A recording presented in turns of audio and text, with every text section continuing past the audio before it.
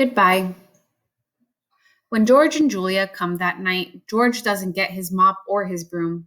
He gathers up his tools and belongings while Julia runs to my cage. This is my last night, Ivan, she says. She presses her palm to my glass. Mac fired my dad. Tears slip down her cheeks.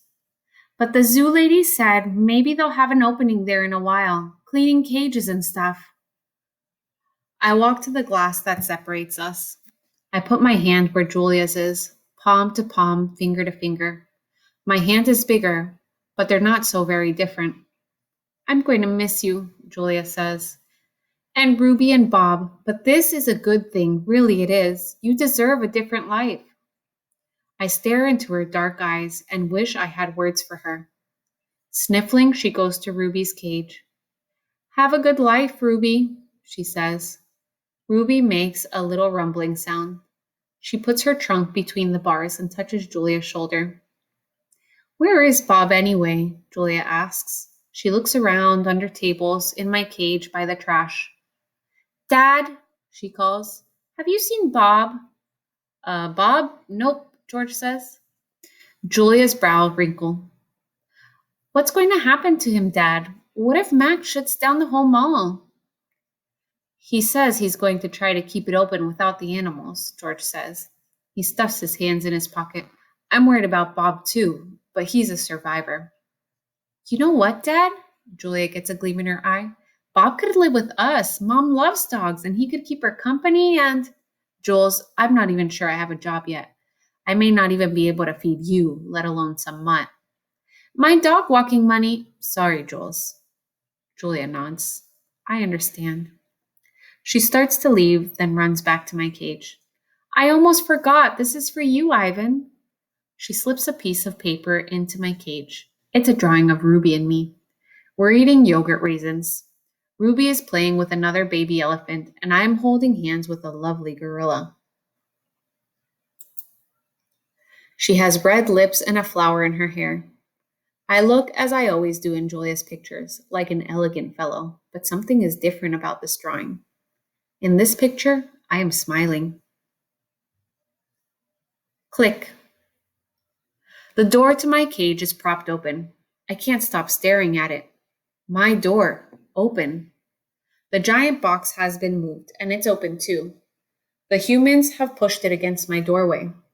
If I walk through my door, I enter their box. The zoo lady, whose name is Maya, is here again. Click, yogurt raisin. Click, tiny marshmallow. Click, ripe papaya. Click, apple slice. After hour after hour, click after click, I look over at Ruby. She waits to see what I will do. I touch the box. I sniff the dark interior, where a ripe mango awaits. Click, click, click. I have to do it. Ruby's watching me from between the bars of her cage, and this box is the way out. I step inside.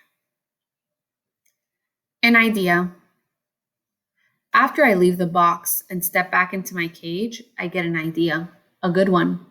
I tell Bob he can sneak into my box with me and live at the zoo.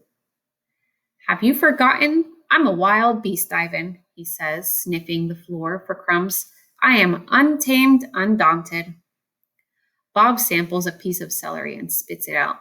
Besides, they'd notice. Humans are dumb, but they're not that dumb.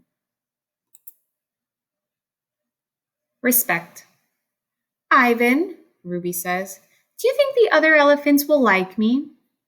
I think they'll love you, Ruby. You'll be part of their family. Do you think the other gorillas will like you? Ruby asks. I am a silverback, Ruby, a leader. I pull back my shoulders and hold my head high. They don't have to like me. They have to respect me.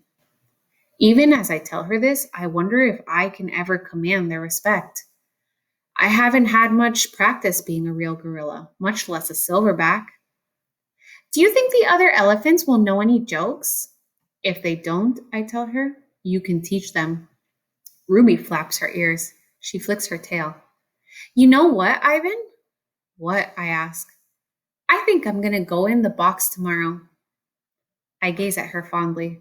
I think that's a good idea, and I think Stella would have agreed. Do you think the other elephants will know how to play tag? I love tag. Me too, I say, and I think of my nimble sister racing through the brush, always just out of my reach. Photo. Late at night, Mac opens my cage. The full moon falls on his sagging shoulders. He seems smaller somehow. Bob, instantly alert, leaps off my stomach and dives under Knot Tag.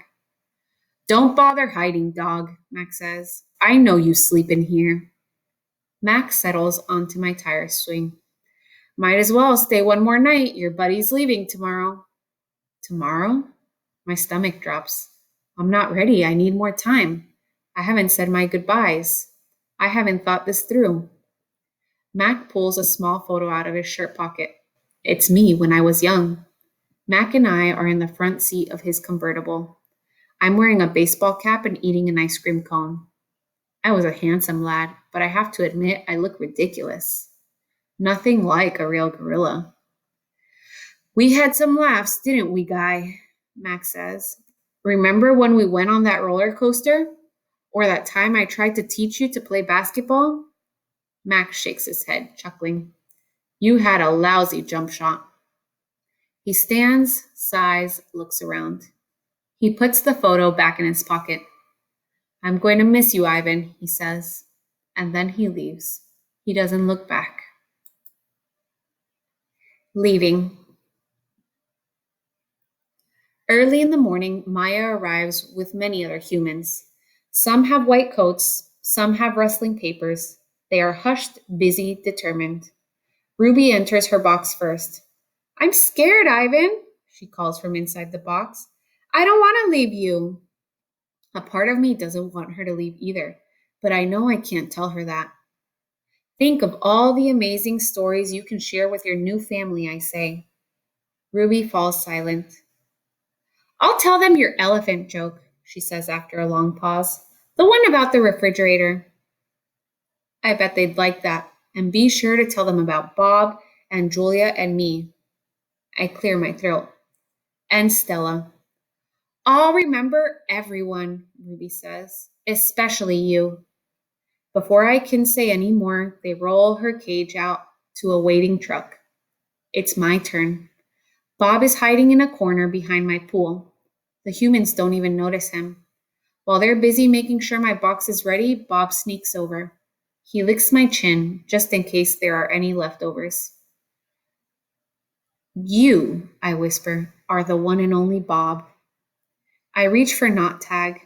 She is a limp rag without her stuffing. Dribbles of paint cover her fur. I hold her out to Bob.